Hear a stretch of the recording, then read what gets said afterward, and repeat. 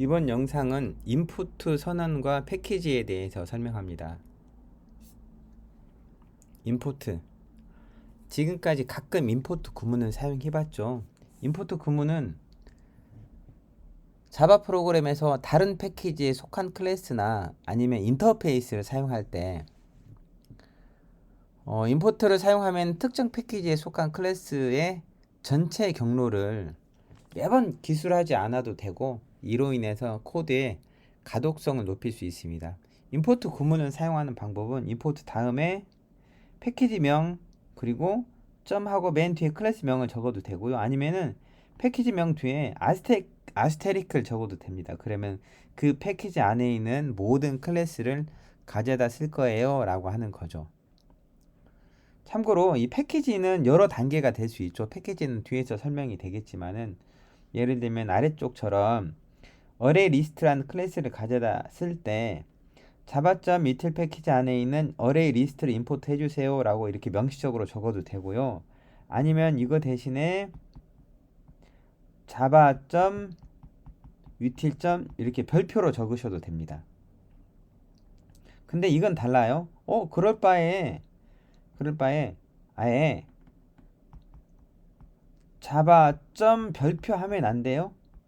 자바 패키지 안에 유틸 패키지가 있으니까 이렇게 최소한의 패키지 아래에 있는 모든 걸 하면 알아서 전부 다 임포트가 되지 않겠습니까? 라고 할 수 있는데요. 자바는 서브 패키지까지 임포트가 전파되진 않습니다. 이 패키지 아래 별표를 찍으면 그 패키지 안에 있는 클래스만 임포트가 되는 거고, 서브 패키지까지는 전달이 안 된다는 거 알아두셔야 돼요. 이렇게 임포트를 선언할 수 있고, 자바에서 임포트 선언 어떻게 하죠? 네, 우리 저기 컨트롤 시프트 그리고 알파벳 O 누르면 알아서 임포트 되죠.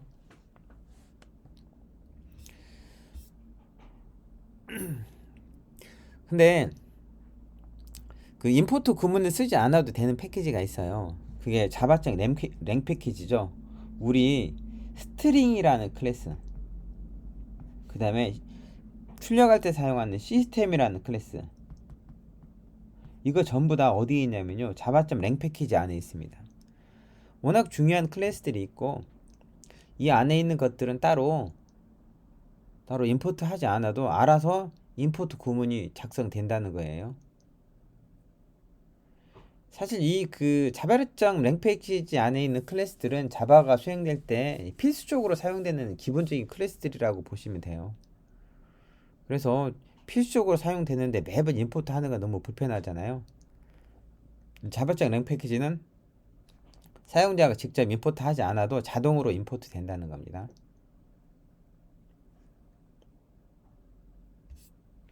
자, 그 다음에 자바 5부터 사용할 수 있는 임포트 스태틱, 스태틱 임포트라고 부르기도 하는데요. 우리가 애초에 코드를 작성할 때 임포트 스태틱이라고 작성하니까 스태틱 임포트 말고 그냥 임포트 스태틱이라고 기억하시는 게 좋습니다. 이 스태틱 메서드는 정적 메서드 또는 클래스 메서드라고 부르기도 한다고 했죠. 처음 들어본다고요? 그 멤버 변수에 스태틱 붙으면 스태틱 클래스죠. 스태틱 멤버 변수에 스태틱 붙으면 스태틱 변수죠. 정적 변수, 클래스 변수라고 부르기도 하잖아요. 근데 메서드에도 스태틱이 붙을 수 있는데, 그러면은 이 클래스 이름만으로 그 메서드를 참조할 수 있기 때문에 클래스 메서드라고 부르기도 하죠. 그러니까 이런 스태틱 메서드를 사용할 때 클래스 이름 또는 객체 이름 없이 메서드 이름만으로 쓰게 할 수 있는 것이 임포트 스태틱입니다. 뭐냐면요, 원래대로라면 메스라는 클래스에 여러 가지 그 메서드들을 쓰려면은 임포트도 하고 코드 안에서 메스라는 클래스를 직접 가져다 써야 되는데, 이렇게 임포트 스태틱 이용하면은 예를 들면은 메스라는 클래스에 sqrt라는 메서드를 많이 사용해요, 코드 내에서. 그럼 이렇게 임포트 스태틱 하면은 저 sqrt라는 메서드를 앞에 클래스 이름 없이 바로 쓸 수 있다는 겁니다. 만약에 임포트 스태틱이 없으면은 어떻게 작성이 돼야 되냐면요, 제가 잠깐 코드를 보여드릴게요.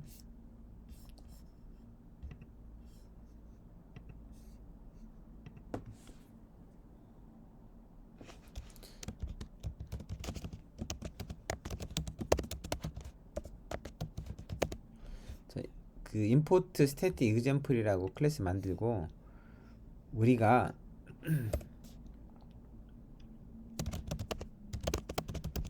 더블 리절트는 math.sqrt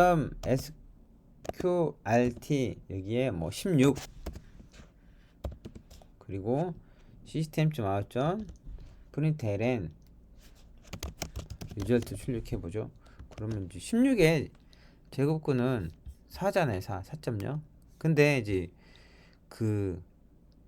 이 sqrt라는 메서드 이게 클래스 이름으로 참조하죠. 요런 메서드를 자주 써요. 그럼 여기 위에다가 import static java.lang.math.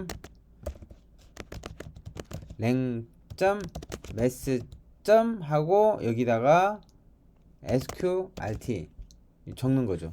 그러면은 이렇게 sqrt 앞에 math를 빼도 돼요. 실행이 잘 되는지 확인해 볼까요? 64의 제곱근은 8.0이죠. 요렇게 그렇죠? 정적 멤버를 갖는 클래스의 멤버를 호출할 때 유용하게 사용될 수 있습니다. 사실 임포트 스태틱이 적절히 사용되어야 되죠. 코드의 가독성을 향상시키는 것은 개발자의 그 본연의 임무라고 생각하시면 돼요. 저기 개발자가 이 코드는 나 아니면 어느 누구도 해석 못해. 이거는 누워서 침 뱉기나 마찬가지죠. 누가 봐도 이해할 수 있는 쉬운 코드를 만드는 게 좋다라고 하는 겁니다.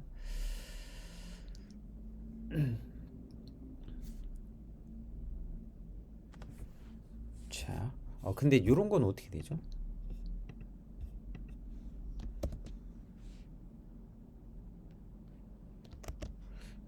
여기서 컨트롤 시프트 O 누르면 사실 sqrt는 그냥 쓰면 이게 어떤 메시지인지 몰라요.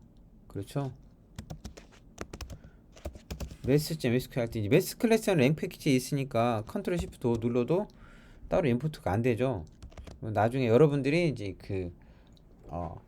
뭐 유틸 패키지에 있는 걸 읽는다든가 할 때 유용하게 쓸 수 있는 거죠. 예를 들면은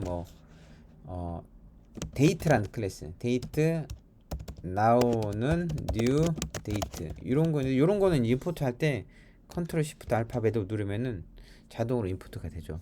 근데 그 데이트라는 클래스는 그 유틸 패키지에도 있고 SQL 패키지도 있습니다. 이렇게 같은 이름의 클래스가 여러 패키지에 걸쳐 있으면 컨트롤 시프트 알파벳 O를 누르면 이렇게 선택하라고 떠요. 이 중에서 저는 유틸 데이트 선택하고 PC 누르면 알아서 인풋가 되죠. 이렇게 임포트 스태틱 선언이었습니다. 임포트에 대해서 살펴봤고요. 자, 이번에는 패키지는 관련된 클래스 그리고 인터페이스들을 그룹화한 겁니다. 한마디로 말 그대로 꾸러미죠. 패키지를 사용하면은 어떤 장점이 있죠? 이름이 충돌하는 것을 방지할 수 있죠. 그리고 코드의 구조를 조직화하는 데 사용될 수 있죠. 패키지는 논리적으로 연관된 클래스들을 모아놓은 디렉토리하고 비슷한 역할을 한다고 보시면 됩니다. 패키지 선언은 패키지하고 그 다음에 패키지명을 적죠. 이 패키지명은 보통은 파일의 맨 위에 합니다. 파일의 맨 위에 하고요. 패키지 선언문 위에 올 수 있는 건 주성문만 올 수 있죠. 패키지 이름은 보통 그 회사의 도메인 이름을 반대로 뒤집어 쓰죠. 예를 들어 저 같은 경우에는 자바 specialist.co.kr 이렇게 도메인이 있다면은 패키지 이름은 kr.co.java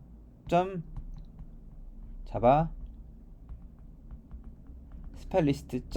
그다음에 이제 프로젝트 도메인이 나오는 거죠. my 도메인 이런 식으로 갑니다.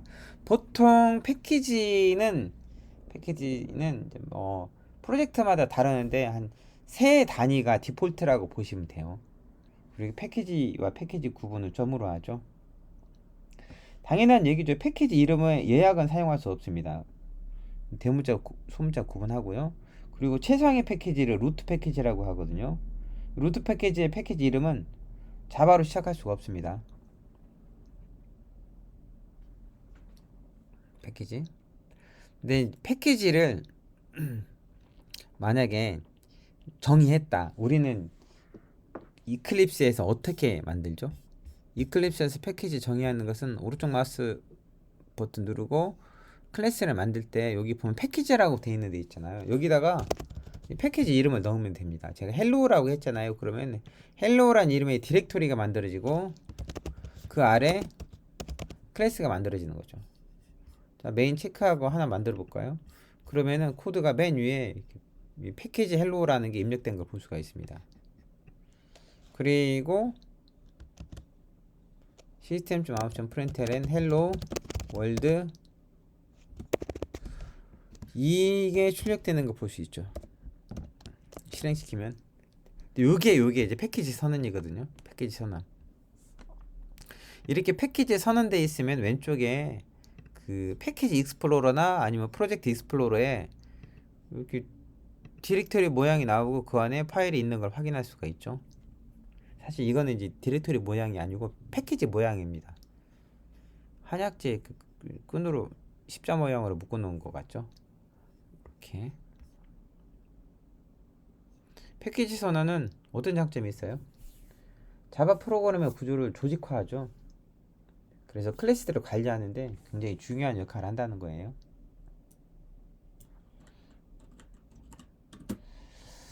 근데 이렇게 패키지가 선언돼 있잖아요. 그러면 이클립스에서는 사실 그 컴파일 하는데 별로 신경 안 써도 상관없습니다. 근데 문제는 이 패키지 선언된 것을 터미널에서 뭐 명령 프롬프트나 뭐 윈도우 파워쉘 등 이 그 까만 화면에서 컴파일 해야 될 상황이 생길 때가 있어요. 그때는 어떻게 하냐 이거죠. 자, 패키지 컴파일은요. 이클립스에서 그냥 하면 돼요. 그냥 세이브하면 알아서 컴파일이 되는데 명령 프롬프트에서 컴파일 하려면은 자바 C 명령으로 컴파일 하잖아요. 그때 -d 옵션을 주는 거죠. -d 옵션은 뭐냐면은 패키지 컴파일 된 다음에 정확하게는 클래스가 컴파일이 돼서 그 클래스 파일이 만들어질 디렉토리를 지정하는 거예요. 디렉토리 지정하고 그 뒤에 이제 그 패키지 디렉토리와 자바 파일명을 입력하면 되는 거죠. 예를 들면은 아까 우리 그 헬로라는 패키지 안에 헬로 월드.자바가 있었잖아요. 요거 컴파일 하려면은 자바 C하고 -d 그리고 이걸 어디다 둘 거냐면요. /bin이라는 디렉토리에 둘 거예요. 뭐를? 클래스 파일들을. 그러면은 이 아래 헬로란 디렉토리가 만들어지고요. 그 아래 헬로 월드. 클래스 파일이 만들어집니다. 물론 이제 소스는 여기 있다고 가정해야죠. 소스는 .src 디렉토리 아래 헬로 디렉토리 안에 헬로 월드.자바가 있다라고. 보통 그 패키지를 선언하면은 그 패키지 선언한 디렉토리대로 소스와 클래스 파일을 관리한다 이렇게 생각하시면 돼요. 이클립스에서 컴파일이 됐지만은 이거를 제가 이클립스에서 컴파일이 됐지만은 터미널에서 한번 컴파일 해볼까요? 윈도우인데요. 윈도우에 검색해서 cmd 입력하고 엔터 치면 명령 프롬프트가 뜨죠. 제가 이거를 C 아래 데브 아래 이클립스 워크스페이스란 디렉토리 아래다가 여기다가 프로젝트를 만들었죠. 이 아래 보면은 디렉토리가 여러 개 있는데 저기 차바 챕터 06이라는 거가 방금 만든 그러니까 이렇게 보시면요. 자바 챕터 06 아래 방금 만든 헬로란 패키지가 있고 거기 아래 자바 파일이 있죠. 그래서 그 프로젝트로 이동할게요. 자바 챕터 06 여기서 디렉토리 목록을 보면은 bin과 src가 있죠. src 아래 뭐가 있어요? src 아래 소스 코드가 있습니다. 소스 코드가 있고 자바 C하고 -D 하고 이걸 어디다 둘 거냐 컴파일 된 걸 현재 디렉토리 아래 빈 디렉토리에다 줄 거고요. 그 다음에 자바 소스 코드는 현재 디렉토리 아래 src 디렉토리 아래 헬로란 디렉토리 아래 헬로 월드 자바라는 파일을 컴파일 할 거예요 라고 하는 거죠. 요렇게 컴파일 하는 거죠. 엔터 쳐서 에러 메시지가 없으면요 컴파일이 잘 된 겁니다. cd 빈 디렉토리 아래 헬로 디렉토리 아래 가서 확인해 보면 파일이 만들어져 있는데, 지금 방금 10시 48분 이렇게 돼 있죠. 오른쪽 시계가 10시 48분으로 돼 있죠. 방금 전 컴파일 된 파일임을 확인할 수 있습니다. 패키지 컴파일, 사실 이 패키지 컴파일이 얼마나 많이 쓰일까라고 하는데요. 저는 개인적으로 많이 써요. 왜냐면은 그 호스팅 하고 있는 서버에 그 리눅스 원격 접속한 다음에 그 안에서 급히 코드 하나 수정한 다음에 컴파일 해야 될 때 있거든요. 근데 그 안에는 제가 이클립스 깔아놓지 않았죠. 운영 환경에 이클립스를 깔아놓진 않을 거란 말이에요. 그때 이제 소스를 급히 수정하고 그 다음에 만들어진 클래스 파일을 서버의 특정 디렉토리에 복사해야 되는데, 이제 그때 유용하게 쓰일 수 있습니다. 지금은 안 쓰이죠. 여러분이 내공이 많이 쌓인 다음에 그때 쓰일 내용이죠. 자, 그 다음에 패키지 은닉이라는 개념이 있습니다. 패키지 은닉. 패키지 은닉은 클래스, 인터페이스, 그리고 변수, 그리고 메서드 등의 가시성이라는 건 뭐죠? 영어로는 비저빌리티인데 접근하냐 못하냐 이거예요. 실제 눈에 보이냐 안 보이냐? 이게 눈에 보여야 접근 가능하잖아요. 접근하냐 못하냐 이걸 말하는데, 이거를 특정 패키지 안에서만 접근할 수 있도록 제한하는 것을 패키지 은닉이라고 합니다. 이거는 그 정보 은닉의 한 형태예요. 은닉은 영어로 하면 인캡슐레이션이라고 하거든요. 보통 은닉하면은 클래스 안에 그 필드들, 멤버 변수들만 은닉하곤 한데요. 여기서 이제 패키지 설명하니까 패키지 은닉을 설명합니다. 클래스를 설계할 때 내부 구현을 감추고 외부에서 접근할 수 있는 메서드를 통해서 서로 상호작용하도록 하는 일종의 디자인 원칙이라고 보시면 됩니다. 이 은닉을 하기 위해서 접근 제한자를 이용하죠. 자바에서 접근 제한자는 퍼블릭, 프로텍티드, 그 다음에 패키지 프렌들리. 패키지 프렌들리는 아무것도 안 썼을 때요, 공백입니다. 공백이고, 이거를 어떤 책에서는 디폴트라고 부르기도 하거든요. 디폴트라고 부르기도 하는데, 이 패키지 프렌들리는 그냥 아무것도 안 쓴 거예요. 그리고 이제 프라이빗, 이 네 가지 접근 제한자가 있죠. 퍼블릭은 어디서든지 접근 가능하고, 프로텍티드는 같은 패키지이면서 만약에 프로텍티드인 거를 상속받잖아요. 그럼 상속받은 것이 패키지가 다르더라도 프로텍티드는 접근 가능하죠. 그러니까 뭐냐면은 상속받은 다른 패키지의 클래스에 접근 가능하다 이거죠. 패키지 프렌들리는 어떤 사람들은 패키지 프라이빗이라고 쓰기도 해요. 이 말은 거의 안 쓴다고 보시면 됩니다. 패키지 안에서만 어떻게 해야 돼요? 친하다, 아니면 패키지 안에서만 보호된다, 이런 의미로 패키지 프라이빗이라고 하기도 하는데, 디폴트라고 부르기도 해요. 근데 요거는 같은 패키지 내에서만 접근 가능해요. 무조건 프라이빗은 해당 클래스 내에서만 접근 가능하죠. 그래서 패키지 은닉을 한다라고 하면은 패키지만 숨긴다 이거죠. 여기 보시면은 그 클래스가 마이 클래스가 하나 있고요. 어나더 클래스가 하나 있습니다. 마이 클래스는 com.example.my 패키지 안에 있고요. 그 다음에 어나더 클래스는 com.example.another 패키지 안에 있어요. 패키지가 다르죠. 패키지가 다릅니다.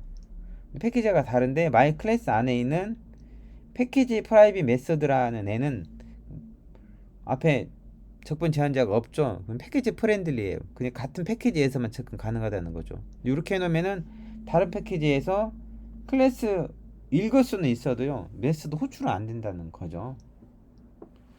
이거 다른 접근 제한자도 한번 써보면서 예제를 해보도록 하겠습니다.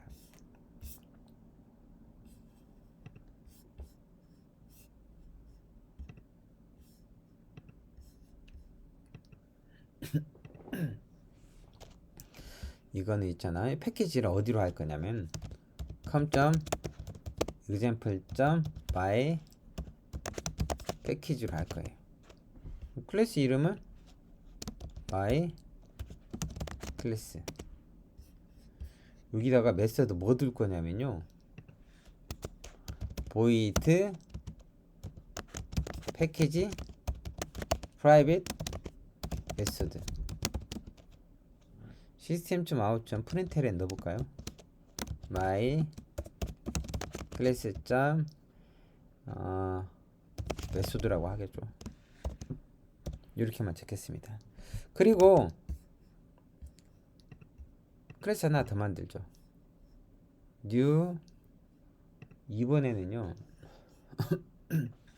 패키지를 com.example. 하고 other 패키지라고 하죠.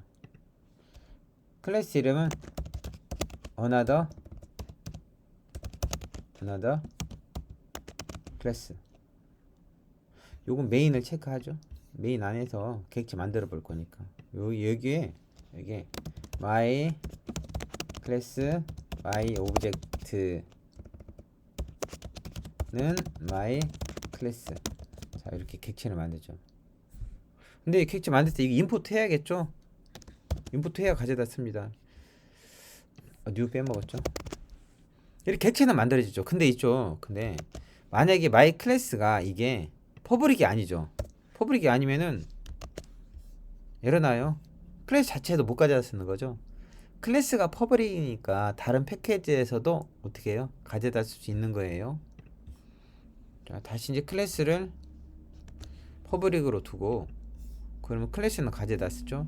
여전히 메서드는 패키지 프렌들리로 되어 있으니까 접근이 안 되겠죠. my 오브젝트 점 찍어서 보면 이 뜨지도 않아요.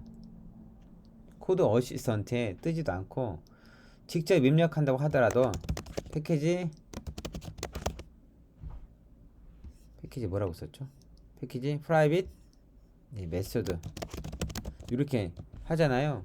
에러 나죠. 에러 메시지가 뭐냐면요, 보면은 undefined가 아니에요. undefined가 아니고 not visible 이렇게 뜹니다. not visible은 뭐냐면 접근 제한자가 허락을 안 한다는 거예요.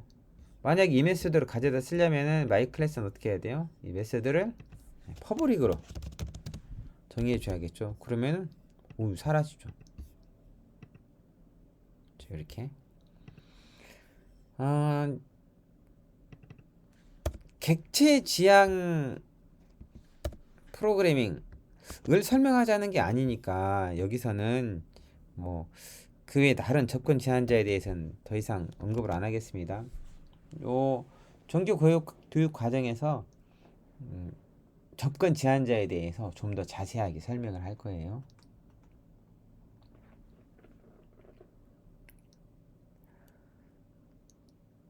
오늘은 여기까지 하겠습니다.